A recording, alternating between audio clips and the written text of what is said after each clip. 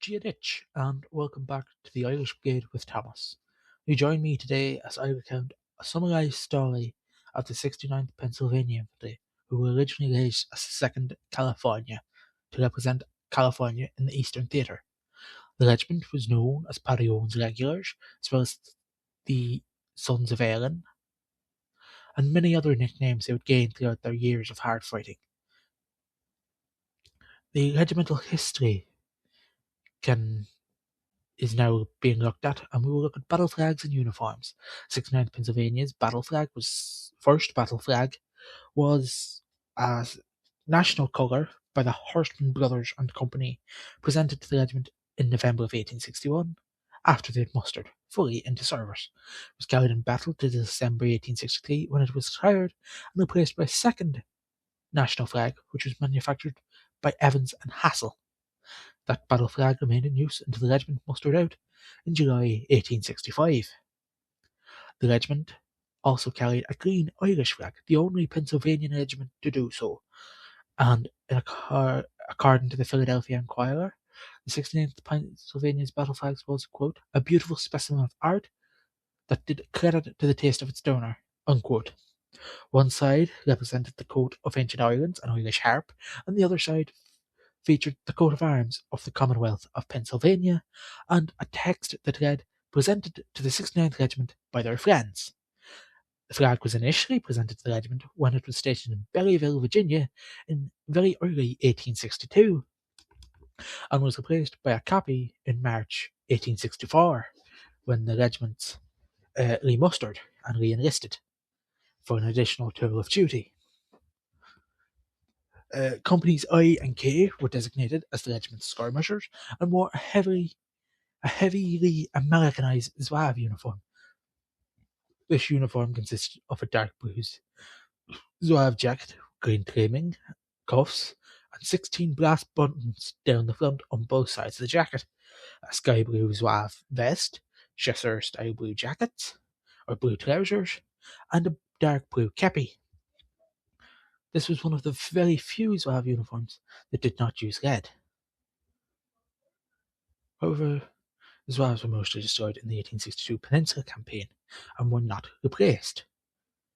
The 69th Pennsylvania was recruited from Philadelphia Irish militia companies of the 2nd Regiment of the Pennsylvania Militia.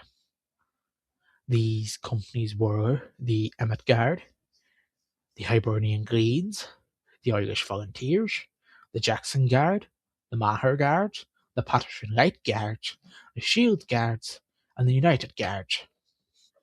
The regiment was mustered fully into service on August the 19th, with its colonel being Joshua T. Owen, a Welshman. Irishman Dennis O'Kane, a native of Coleraine in County Derry, was the lieutenant colonel, previously a saloon owner in Philadelphia, and a man with a reputation as a stern disciplinarian. Many of the 69th members had served in the 24th Pennsylvania, a 90-day regiment that had saw little action. After departing for Washington, D.C. on September 17, 1861, the members of the regiment were ordered to the vicinity of the Chain Bridge, where they made camp on the southern side of the Potomac River and were assigned to the Army of the Potomac. While stationed here, the regiment was assigned to assist with the construction of Fort Ethan Allen and in the building of roads to improve Union Army access to a series of forts that had been erected to protect the Capitol buildings and the city of Washington itself. It was also here in October 1861 that the Union first designated as 2nd California and became part of Colonel Edwin Baker's California Brigade. On the 24th of September, the regiment served as part of the Union force commanded by General William Farrar Smith during reconnaissance activities at Ruinville, which resulted in one member of the 69th being wounded during a brief fight with Confederate troops. Ordered to Conrad's Ferry on October the 20th, members of the 69th then engaged in their first major combat action during the Battle of Ball's Buff the next day.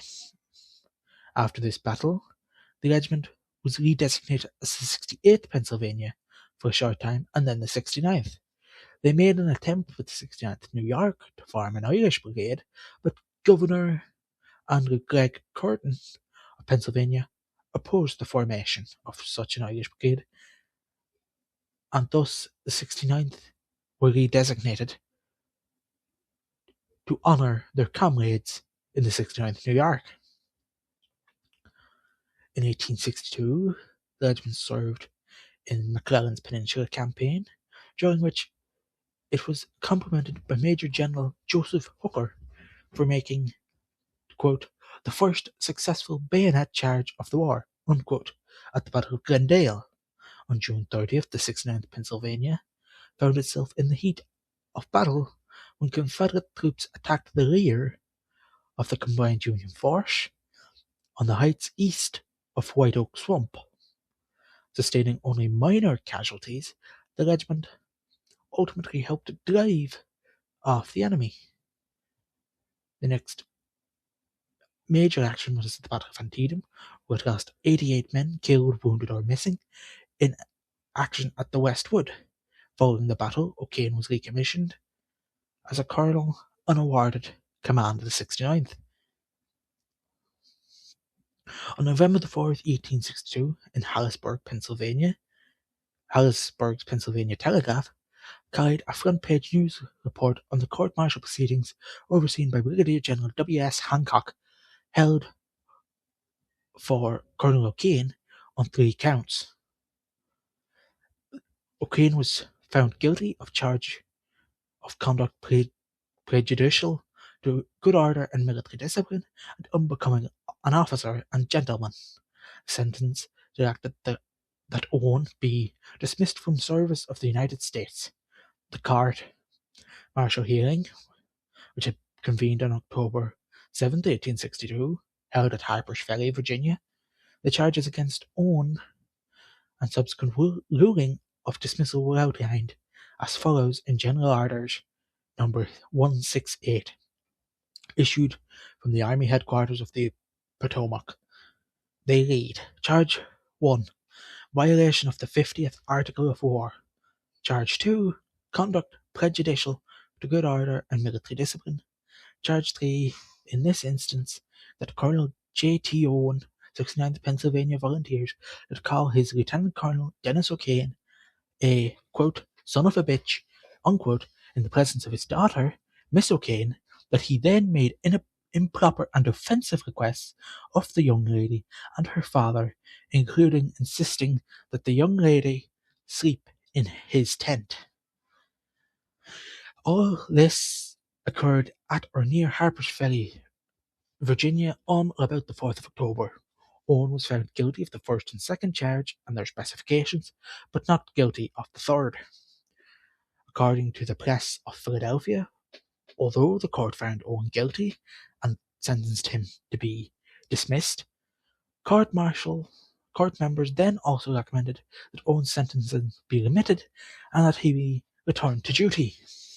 Major General George Brenton McClellan agreed with both the court's verdict and sentencing, as well as its remittance of that sentence. In December 1862, the regiment sustained heavy casualties in the Battle of Fredericksburg, but then missed any major action at the Battle of Chancellorsville, seeing only minor skirmishing.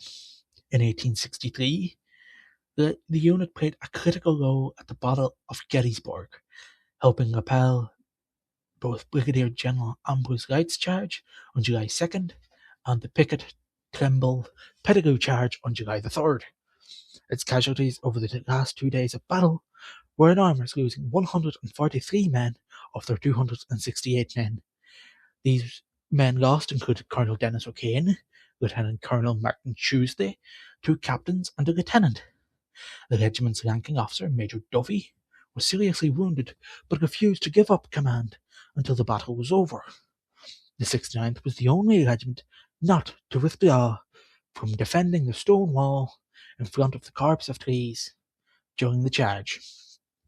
They were heavily engaged in hand-to-hand combat, while having been flanked on their right and left as a result of the withdrawal of the two companies from the 71st Pennsylvania on their right and the 59th New York Infantry on their left. Following the repulse of Pickett's charge, there were numerous Confederate battle flags left lying on the field directly in front of the 69th. The 69th was so devastated by casualties and busy tending to its wounded, while also sending Confederate prisoners to the rear, that it did not secure any. Instead, members of other regiments claimed these flags as being captured by them. During a later point of the assault, the 69th went to the front and claimed them as prizes. The 69th finished the campaign under the command of Captain William Davis of Company K. In 1864 to 1865, the regiment was also engaged. January and February, multiple members were transferred to the Invalid Corps by order of the Adjutant General. The 69th fought in Grant's Overland Campaign, again losing heavily. At the Battle of Spotsylvania Courthouse, Lieutenant Charles McNally, a native of Delhi and captain of Company B, captured a Confederate battle flag. He was later awarded the Medal of Honor for this act, becoming the only soldier in the 69th so decorated. After the Battle of Cold Harbor, the 71st Pennsylvania was merged into the 69th. During the siege of Petersburg, the Philadelphia Brigade was broken up, with the 72nd Pennsylvania mustering out, the 106th reduced to a single battalion. The 69th participated in the pursuit of the Army of Northern Virginia during the Appomattox Campaign, during which it was sustained multiple additional casualties. At the war's end, the regiment participated in the Union's Grand Review of the armies in Washington, D.C. in May 1865.